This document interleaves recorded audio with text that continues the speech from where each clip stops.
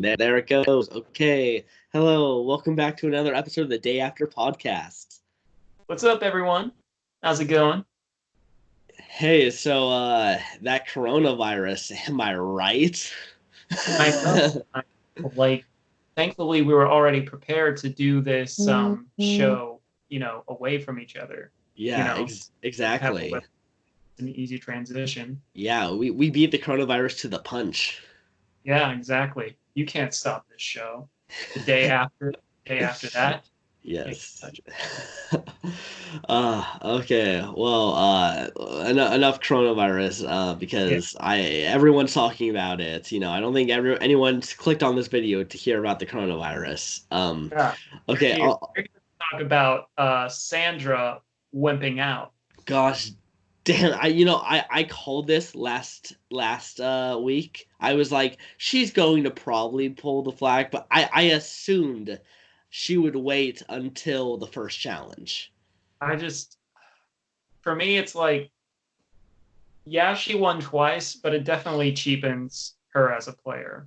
I don't think it cheapens her as a player. I feel it cheapens her as a player because, like, then again, I'm someone that believes you should never really give up on it under any circumstances, or you should always try and fight. Because And I know for a fact she's not coming back in the game. Like, even if she was playing at her best, she found all these advantages, she's still going to be like fourth out of everyone. I know, it's just like it. I guess like it still just doesn't sit right with me, you I'm know. just annoyed because I wanted to see more Sandra making quips at people. That too, that That's too. that's that's the only reason I wanted her there, and now she's not She there. didn't, she didn't even fucking sleep on it. She was like, "Yeah, Nope. I'm leaving." Yeah, I know that was also pretty surprising. Was her like you could tell though when she had to go to Edge of Extinction that she was like, "Oh, I have to go." Okay. Like if you go back and rewatch that, like she was very adamant. Like if she had the choice to not even go there, she would have. I mean, I understand from a sense of like, if you know you're not going to, then why along it and be miserable? Uh, Like, sometimes you know you're in a losing situation. hmm, However, you can always try and pull through and at least say that you gave it your all. hmm. Um, Always go down swinging in my book, you know? Yeah, And I just think it's impossible to cheapen someone's legacy if they're a two-time winner. Like I mean, like like even this season, if someone that isn't necessarily like a big name or something wins, I think they become a big name because they're a two-time winner. yeah, and an all winter season, obviously. Yeah, And yeah. I mean, like, a lot of the people that have made names for themselves are on edge of extinction. Yes. Yes. Yeah, exactly. Which is kind of good actually, because this is going to be showcasing the next batch of like legends pretty much. Like if a recent winner wins this, then they become a new legend. I mean, yeah, yeah. I guess like because, and we'll touch more on this later, but the fact that now currently in the game, it's going to change obviously next time, but currently in the game there are no new old schoolers, you know, Yeah. there, and it's like baffling. It's like wow. Um, and you'll kind of put it best where like even the game, we'll say even pre season 30, when Tyson, who is out of the old schoolers the most recent winner because he won in season 27, Hmm. um it like even he like was taken out and like has a better grasp for modern Survivor, like like it's a much different game and it's a much aggressive game, and so like yeah, it's just like baffling to like see just like all these old schoolers just go out in Hmm. you know in kind of order. It was just like um you know first first vote was a new schooler, and then every single vote after that, Yeah. old Yeah. school legends. Which means how crazy would it be if the only new score on Edge of Extinction comes back into the game? Out of every I mean, like she does She have a has one of the best chances of winning. yes, It's not like she hasn't been doing anything. She has 4 fire tokens. yeah. And granted, the narrative has shifted from her a little bit Mhm. on Edge of Extinction. It has been focusing more on Rob and Tyson since Since they're both there now. yeah, yeah. Speaking of which, that whole That was great. Like, okay, I gotta say, I was at first hesitant, like, oh wow, we're getting 2 Edge of Extinction scenes. I'm a little upset, but I liked it. Like, I still enjoyed it. In fact, it started off boring, where they were all just kind of waiting around. Ethan is talking about potentially wanting to quit with Parvati. no, don't do it. And yeah, exactly. And it was like he was like, I want to, but I can't. That is your kind of attitude about what Sandra should have done. Was he felt like he should because he doesn't think he has a chance of necessarily winning, but he's like, I can't do that. Yeah, and it was another thing where I had a quick like moment when he was talking to Parvati. I was wondering if she was going to encourage him Yeah, I thought so too. I thought that her plan there was to try to get people to quit. because when Johnny Fairplay in Fans vs Favorites, when he had the idea, she was like, yeah, let's do it. And granted, it's a different circumstance, Mm, um, and it like entirely different circumstance where they're not in the game, and it's also a thing of like, they were kind of aligned, and since they're both, old school Survivor players, they have that bond. mhm. So I guess it's like different in that sense. Mhm. Well, the original idea apparently for Edge of Extinction, like what the producers wanted, was for them to try to make people quit. They wanted the survivors to not just lay around and talk about food or whatever. They wanted them to literally be trying to convince people, like, "Hey, this is why you should leave." I mean, And that if never happened because like they just assumed that that was what was going to happen.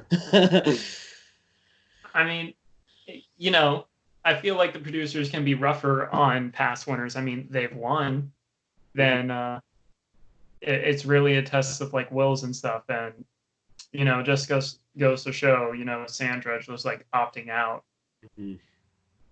you know. But the whole running thing and finding the Yes. token, I Yeah. like the little reveal at the end, but I gotta say, Tyson kind of fat shaming Boston Yeah, Rob. Master It's like Rob, yes. I'm like Tyson, that's funny, but that's mean. But Um, so it's like we all are thinking that, right? Like we yeah, all noticed Boston Rob is bigger than he was before. I mean, he's lost some of that weight since he's been Yes, that I do tall. have to say, if you see him from the back, it's not that noticeable. But then he turns around and you're like, oh, okay, there he is. I mean, I feel like him being out here now, and especially on Edge, where not there's not really any rewards unless you want to use some of your fire tokens or anything like that. Mhm, Um, like, and then having to walk pretty much up the hill to get one thing of rice. I didn't like, dang. mhm. So like, this will be good for him for that. But Yeah, Tyson's probably going to get more peanut butter. Um, I don't know. I mean, no, he's probably going especially to. I think he's going to hold on to it. I don't think he's even going to use it for the challenge. I think he's just going to hold on to it. And if he comes back in the game, he has a fire token. And if not, then he has another fire token for the next challenge. maybe. I guess it depends because so far on that island there are there are 2 people with three or more fire tokens, being Yeah. Rob and Natalie. Yeah, I think they're both going to use it. I think they're both going to use 3 of them on the advantage. Yes, and I did because I did the thing of like when they were showing the next time and it's like merge, I looked at what the challenge was. Um I was like, okay, what are we in store for? It's a 3-part obstacle course. And so like just looking at them, one was a little bit to like identify the one that was closest by the shore, it just seems like this arch with maybe like a ramp on the side, like a narrow ramp. But like in the middle, it seemed it's like the retrieve the key thing of through like a gate. It looks like that. Mhm. And then at the very end, I think it's the ball balance beam thing where you try and like walk back and raise the ball through like in trying not to make it fall off and try and get into 3 holes.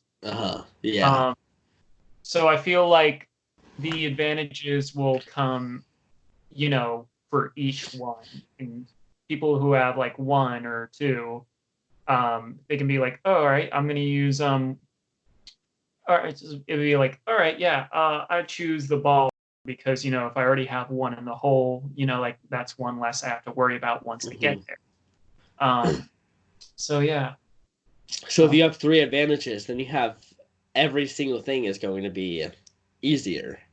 yes, yes. Wow. Like, yeah, so Boston Rob and Natalie right now are at quite an advantage if that's the case. Depending on how Boston Rob wants to play, he could give one of his fire tokens to He's not giving it to Amber.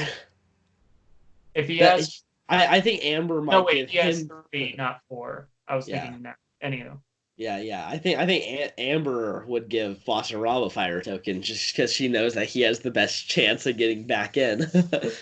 yeah, fair enough. But Yeah, yeah, maybe Amber will spend her fire token to get peanut butter for both of them, and then they can have their own secret peanut butter. um, we shall see. Hmm. We'll see. But before we get too ahead of ourselves, so back on the Blue Tribe, yeah. Wendell, he starts to apologize, and Yeah, then I don't know what. It's just like he's he's rubbing me the wrong way. becoming full of himself and just kind of a dick. Yeah. Like like it's hard to like argue the fact that it's like editing. It's just like the shit he is doing. Mhm. Um, calling out Jeff and challenges like Jeff, look over here, look over Yeah. here. Oh And man. like When he it's started doing that, I was like, they're going to tribal. There's no way that they're showcasing this so much, and he's not going to tribal. yeah, like and then I don't know why Michelle is just she gives Wendell a fire token Oh, and I'm and we also should point out that apparently Michelle and Wendell were like kind of formed a duo in a sense, like an alliance. And I was like, wait a second, wait, what? Weren't they like just against each other? it's baffling me. I'm like, why? There's a lot of things that obviously they did not catch. There's a lot of scenes that went down that were not filmed Yeah. there's missing links between certain things. I just feel that it's just like granted, I think Wendell is going to go far in this game now because no one is going to vote for him in the end, just because of how much he's being a jerk about the whole thing.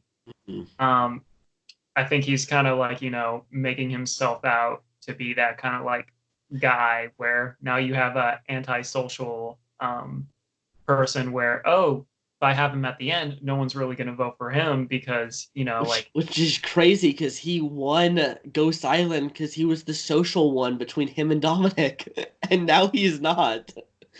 it's baffling just seeing how bad or like how badly he is playing because it's like I did not remember him being like this at all. No, Really, he's like a different person out there right now. I know, like, and so eh, like he's someone where I just don't want him to really be. He's good for entertainment or and a heel for this season, someone to Mhm. root against. But like, wow, like I'm just like because um, uh-oh.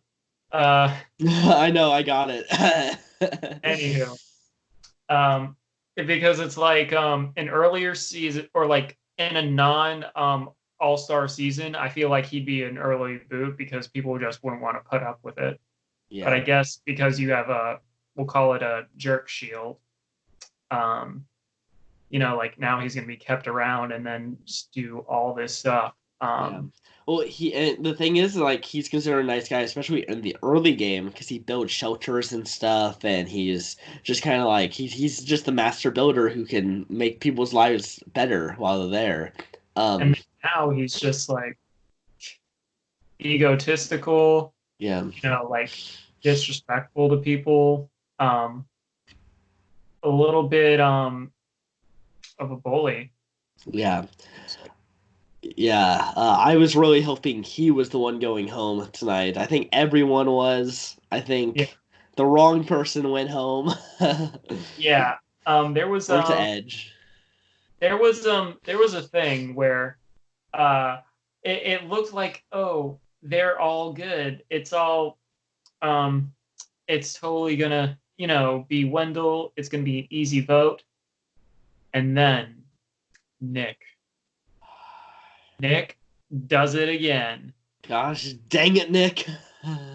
Nick is just like, wow, Yule is way too good of a player. We need to get rid of him, which understandably so, but at the same time, I'm like, why are you doing this? Not pre-merge. Why couldn't you do this at the merge, Nick? Exactly. Like, and it was just like, no. And then I saw, like everyone kind of like, playing with the idea. And then, Michelle and Wendell, their weird, kind of like unhealthy relationship that they're having.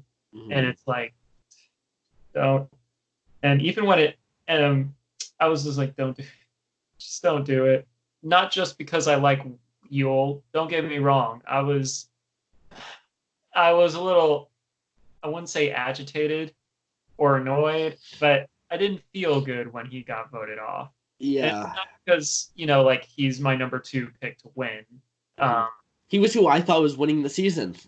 We said last episode, like, who do we think is going to win? And we thought from the Red Tribe, Yule was most likely to win. I think we jinxed him. Yeah, we did.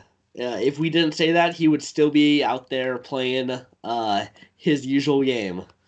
Wendell is totally going to win this season. Wendell is going to win. He is going to be the MVP. He'll win the CO award and everything. Yeah, C is going to give him 100 grand for his gameplay. Exactly. Calling it right now. Wink, wink. Come on, universe. uh yeah, no, it was definitely a hard pill to swallow, seeing him go. And it was like he was the last old schooler, so I think a lot of people who like the old school play was rooting for him because they wanted to see, because like we haven't seen Yule out there for so long. Yeah, like, and one of the most, I wouldn't say underrated because people respect, but like one of the you know underutilized contestants Mhm. that we have seen Yeah.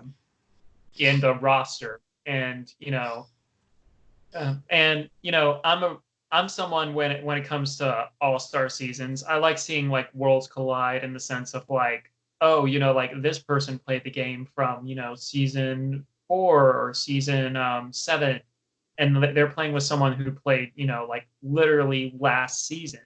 And it's like that kind of like, that kind of like bridge of like time, and then like seeing players from like all walks of like Survivor, like history. And then now it's just like, all right, modern, modern, modern.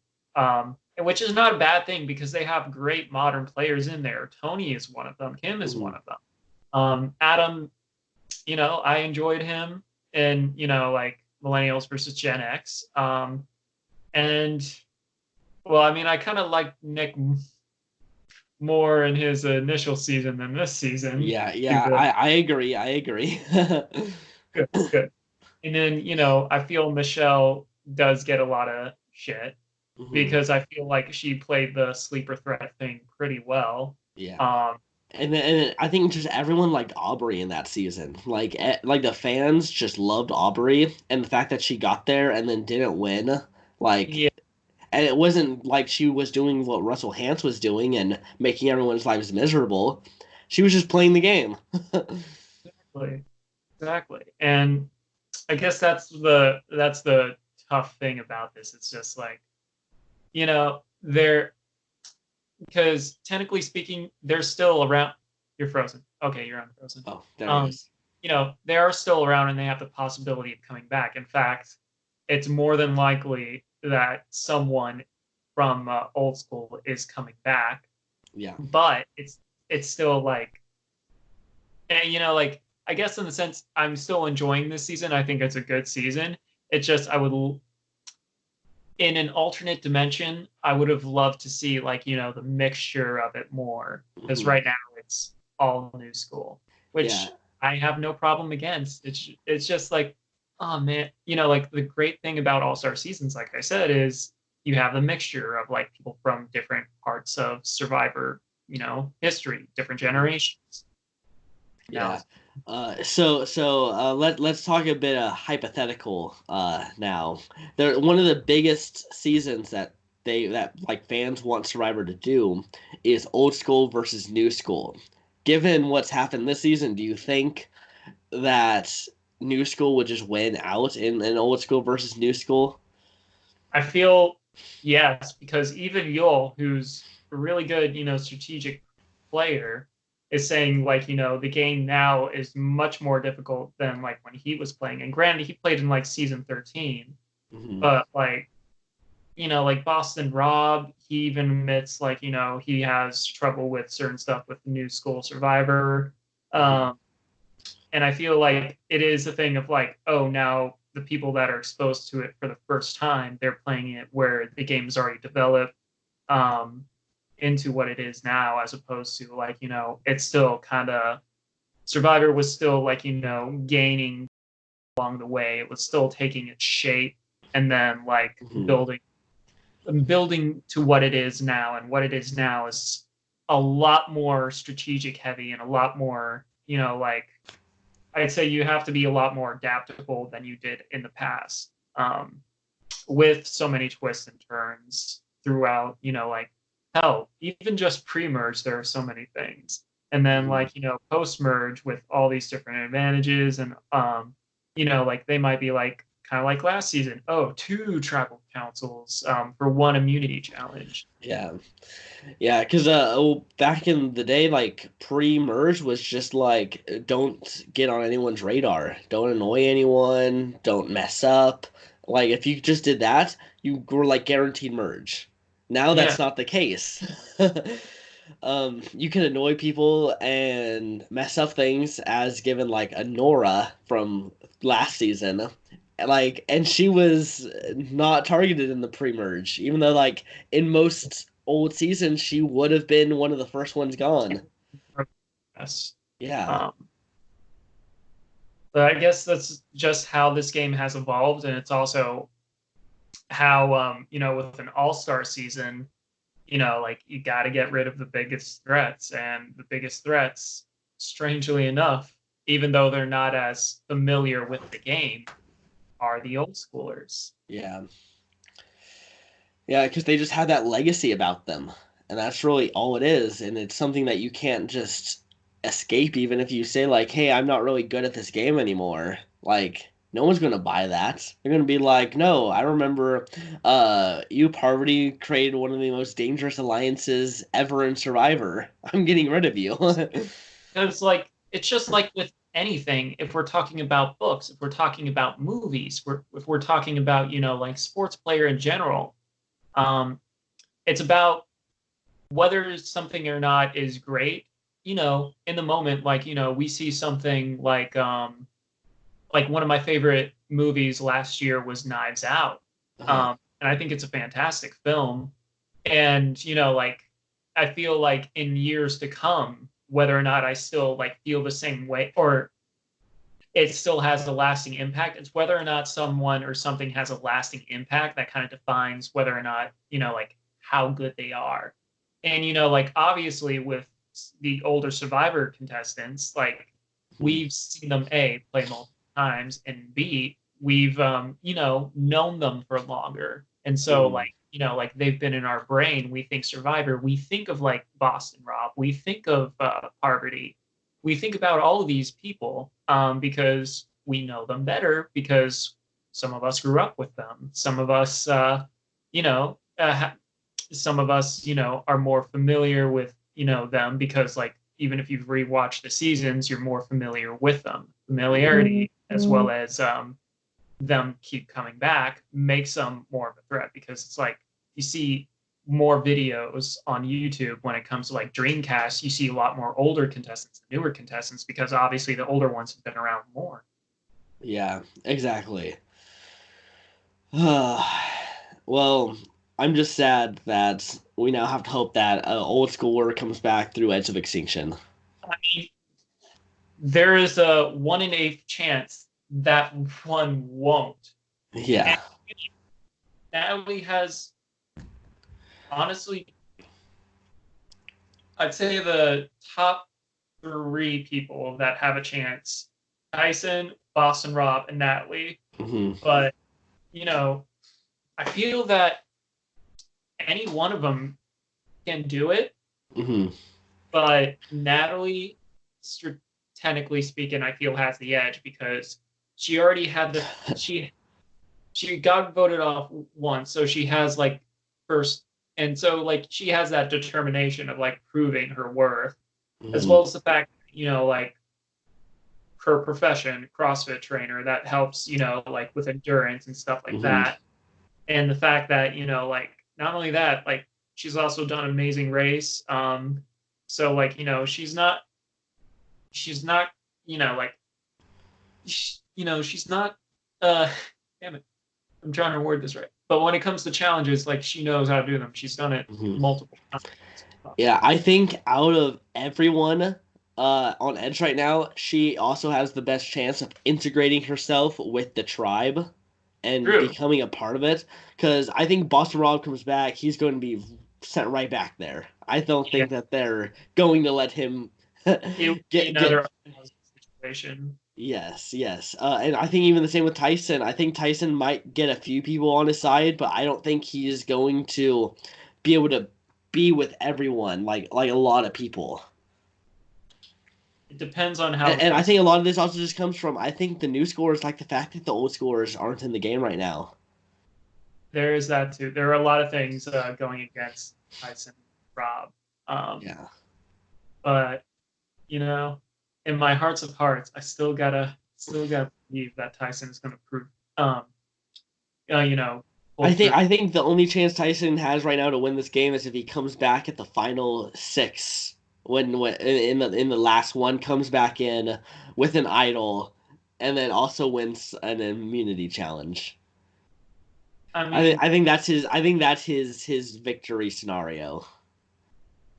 I don't know. I, Part of me would like to just see him back in the game because I feel like, yeah, it's easier in the sense of like to come back then versus now, or Hmm. like because that's a lot less tribal councils you have to go through. Yeah. But And you also get a lot less respect, I feel, from this jury.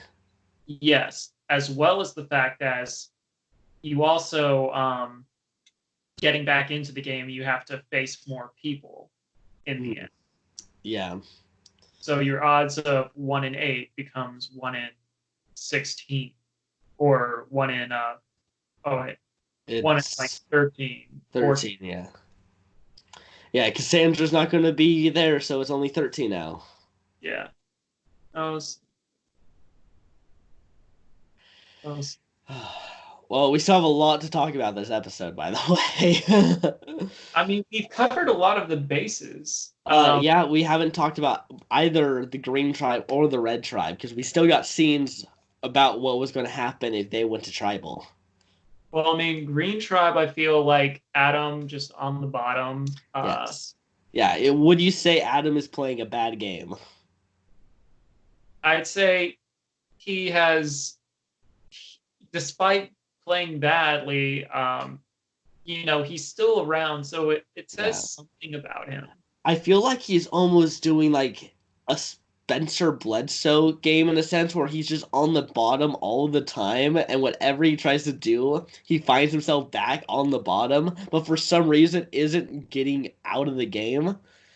Well, I mean, I feel like Adam, other than like Spencer, uh, like Spencer wasn't like actively making bad decisions. Yeah. Like Adam Yeah. is just like, I mean, oh, his bad decision in Cagayan was originally aligning with Garrett and like holding to it. which I mean, he still made it pretty damn far, but it was still like, Well, no, that's why I think Adam's going to make it pretty far in this game somehow. Even though that I know his name got brought up in the next time on Survivor, I still don't think he's going home. I mean, never. It's hard to take the next time on Survivor things by heart. Yeah. Like editing, all that stuff, and plus when it's merge time, everyone's name is going to be thrown out. Yeah. So it's Yeah, like, I just feel like we've seen so much of Adam. Like whenever Adam's on the tribe, he's getting like the most screen time, true. which is weird. Which is something that they wouldn't have done if he wasn't a big feature of the season. Maybe I feel like because he also, in some regards, has that underdog thing, and Yeah. all of these Survivor contestants, like they're familiar with everyone's game and they're familiar with Survivor in general. They Mhm. weren't. Well, I mean, I would hope in preparation they would like binge watch every season. Yeah. But You, it's like, you would imagine that you would at least want to watch like the last 10 seasons. Like that's how I would feel is that you would have to because that would give you a good sense of what modern Survivor is right now is these last 10 seasons. yeah, as well as the fact where like underdog status does like play a tribute in final tribal, where it's like it may not be the deciding factor, but it is something where it's like, oh, I had to kind of like scavenge and stuff like that, and basically that's what Adam had to do in Millennials versus Gen X, because like he also had a target. He had to go out there and find idols because like like that's what he had to do. Yeah, and it's great because he's not really considered as the big idol guy, even though that he would do that in MVGX. And I haven't really seen a lot. Like, there's been kind of like there was kind of that at the first episode when him and Denise went off, but that wasn't their fault. That was just like, oh, these two are away for us for a little bit. They're looking for an idol. Yeah. Just wrong place, wrong time. And Yeah. sometimes like little things like that, kind of like how Kim early game, where it was kind of like a wrong, bad scenario with the whole poker game alliance, quote unquote. Mhm. Um, where, it's just like something early on kind of can define your game in some way, if you let it.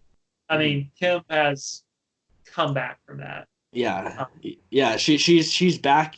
She's starting to try to take control of the game now, which yeah. is which is something that I think everyone wanted to see. We wanted to see if she could do that because right now, everyone's just been assuming like, oh, I guess it was just because she was on a season with terrible players, but now hopefully we can see that she can actually play with good, confident players. I mean, yeah, and I feel she was someone that had a rough start, and like now she has an idol. No one really, well, other than Sophie, knows she has an idol. I mean, Sarah might too, because Sophie and Sarah have kind of been like this. Mhm. Um, so it is possible for like to Kim pull through. Plus, granted, it's 4-person tribe, and then like she is kind of the swing vote in a sense on whether or not to of like who to get out for the red tribe. But now that it's merged, all bets are off, and then it's like, all right, how are people going to decide who to side with now Mhm. that it's the merge? Because Yeah. yeah, you can go with your old tribe, but that's not always the best thing. Um, in fact, rarely do people like stay tribe strong anymore. Just like, yeah, we're on the same Mhm. team. That'll be. Yeah, and especially with a returning player season, because everyone there for the most part knows each other to some degree. So you got Exactly. to imagine that that plays a part in it. Like you don't want to just be stuck to who you originally were assigned to by production. Yeah. Yeah. So so we'll see. We'll see what what fate has in store for them. Yeah. But if we're going through like relationships and what we see right now, I definitely think Sarah has a really good shot in the sense of like her and Sophie are like this. Hmm. Her and Tony are like this because cops are us and stuff. Like, you know, like, and they've Hmm. been really good friends. Yeah, and they're both going to make it to the merge again. How funny would it be though if Tony blindsided Sarah at the merge again? Oh gosh. I think that they would lose their friendship. Actually, I think that that might be a friendship ruiner. Maybe. But I mean, I feel because Tony needs people. Yeah. He needs he needs meat shields and he needs, you know, people to align with. Hmm. Um and because like right now he realizes out of everyone that is left, he is the biggest like name slash threat. Hmm. Um Yeah. Well, I also heard it was one of Sandra's kind of like exit interviews as she like left and everything was she wanted Tony or Jeremy to go home because apparently they became like super close. They were like inseparable out there. Which is, interesting because they weren't on the same tribes, but when they got together, it was the cop and the firefighter, and they bonded over that. yeah, I mean, I did think about that mentality. I don't know when that thought occurred to me, but I was like, Hmm. oh yeah, like because they are, you know, like public response. Is that the right term? Public Uh, first yeah, responders. first responders, yeah. First responders, yeah. So like, you know, there is that thing of like helping people out and saving lives, and so I guess yeah, that's definitely something to bond over. In fact, that's how Sarah and Tony bonded their Yeah, first together. exactly. Like it's those little connections like that can almost instantly help you in the game. Like you don't need to outwardly even try to like go for it. You just have one little conversation about your occupation like that, and bam, you guys are like this now.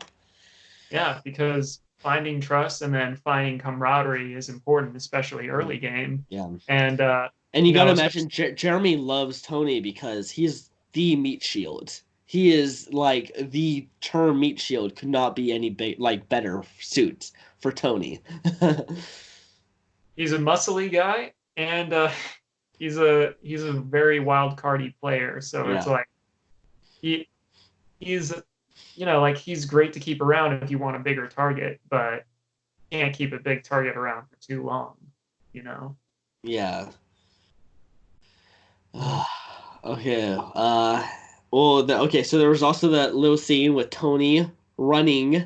They decided to include the scene of him running for some I, reason. I honestly don't get why that was a thing. It had no importance really, I guess. I mean, it kind of was them trying to talk about their tribe dynamics, but Yes, but it just didn't necessarily out of all the crazy towing things we have seen this this was season, not needed. I was like, it was like, okay, we need to show Tony doing something. He hasn't really done anything crazy. He was running. We'll go with that. Yeah. It did this week like they needed to have Tony doing something crazy every week, and they didn't know what to do because they didn't have him last week. And so they're Yeah, like, okay, let's just choose one random thing that Tony did. yeah, yeah. Um, then again, it's hard to top the shark. It's Yeah, well, and it's hard to top the ladder. The laddering. ladder was probably my favorite like Tony moment, maybe ever. For me, it's just the shark, the actual shark thing. Yeah, Granted, you know, something similar happened in All Stars with Hatch, yeah, but you know, it was just like Tony with the shark. It was just the way he did it was super, super funny. Yeah, like I mean, like you said, Tony is great for TV, and so like it's kind of like a thing of like they need to have like something for Tony to do each episode, or at least while he's around. Hmm. Um, I think that's why they put it in there. I was like, because like they even had it in the preview for this episode. Hmm. Yeah, they did. I noticed that. I was like, why are we seeing this in the preview? They had to have given us to it in the preview because they knew it wasn't that important. Yeah, but uh, eh, yeah. Well, okay. I think that's pretty much it for that. Most valuable player, least valuable player. all right. For me, I think least valuable player has to be Wendell. Wendell. Yeah. One, because of him bragging cost him the challenge. Also, he's being a dick. Yeah. Because it was only 1 second. The challenge was only 1 second. Ever been more happy for a tribe to lose than I was then. Because well, also I want to point out, so if the red tribe lost, Tony was probably on the chopping block. He was one of the guys probably going home. Right. If the green tribe lost, Adam probably would have gone home. And I like both of them. And then I was like, on the blue tribe, Wendell, he's probably going home. I'm happy with that. I'll let Wendell go home. There's no way that they're gonna change that vote on him, and And they then did. it's like, Yule's a big threat. Let's get him. Yeah. Oh. And then, goddamn. Oh, Nick. Nick, you did it to me twice. Yeah. I don't think that was a good move at all. Was sending Yule home. I think that was actually a bad move. Yeah. Well, I mean, I think in a sense of like, yeah, Yule's a big threat, but at the same time, Wendell. Yeah. Wendell, no one should have. It was Wendell's fault because not only did he do it once, he did it twice. Yeah. Twice. So Yeah. it was a thing of like, he should. And it wasn't even like the first time either. He did it last episode too. Hmm. And also, I wouldn't say at that point it cost him the Yeah. game, but He's outwardly said he will work against his own tribe mates. yeah, And they're not going off of that. I don't know. It's just, the fact that he still survived that boat baffles me. But even though he survived, I'm still giving him least valuable player. Yeah. Yeah, well, I think that least valuable player should not be who goes home. Because Yule did not play a least valuable player game. No, no. Um, and I feel like it's a case by case thing, like Yeah. last Sandra. Yeah. If you actively make a move that gets you out, yeah, you get the least valuable player. But if you just were playing and it just didn't go your way, I don't think you should be at fault there. Yeah, like sometimes someone just has a, I wouldn't even say like a better strategy, a more precise, a more well timed, move than Mhm. another. Yeah. Yeah, exactly. Okay, so who would you give the most valuable player to? Um, it's tough for me to say. I'm gonna go with Rob. With Rob. A little out of left field, yes. Uh, And I know this is the second time in a row that I'm Giving doing it like, to Edge of Extinction. but the sense of like how he was convincingly telling people, or like convincingly, like, fooling people that he did not see any fire tokens or anything, as well as getting 3 out of 4. And, kind of like, you know, just despite his not being in his prime, he is still, like a real strong competitor in this game. Yeah. Okay, I'm going to say someone else, and I'm going to try to convince you why you're wrong. um, I believe Michelle Fitzgerald deserves the MVP because she has somehow integrated herself so well with 3 guys who we at the beginning of that tribe they were inseparable. They were on the same alliance, on the same tribe, and now she literally got herself right in the middle, where she was basically getting the decision and being able to see who goes home. I mean, that's a fair statement. I would say the only thing that would stop me would be the fact of that whole thing of like that are they, aren't they thing with Wendell. I just feel it's like super, super toxic, and I think it'll hurt her more than it would benefit her. She has said But that she plans on cutting him before they get too deep in the game. I don't know. I just feel I think Michelle is really proving why she won Kill Wrong. And I think this was one of those episodes where it was just like, wow, she literally, she should have gone home. If we did this basic Survivor, she goes home here. She yeah. wasn't even brought up. No one even said why not Michelle. There was no like they didn't even think that. True. And that's why I'm not gonna like argue. I'm just like it just depends on how she handles the whole Wendell thing. Because I don't know if this is also a thing she's going along with it just because she's playing a bigger game than we can see right now, where it's like kind of like a kind of like a thing of like, oh yeah, like I'm so, like I have like these complex feelings about him, and then like, yeah, I want a duo, and then kind of being like, yeah, you a bitch, pushes him off. Not actually pushing him off the cliff. Well, actually, you should actually push Wendell off. But yeah, so I'll accept that. Yeah. Also, I do like Michelle. And we'll just see how she, plays now that the merge is here, and how this whole Michelle Wendell love thing Yeah. will go.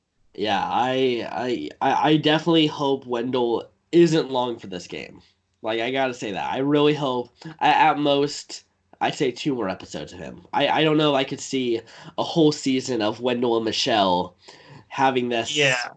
Like it was interesting like the first episode. Now it's And then just and now it's just like, okay, come on.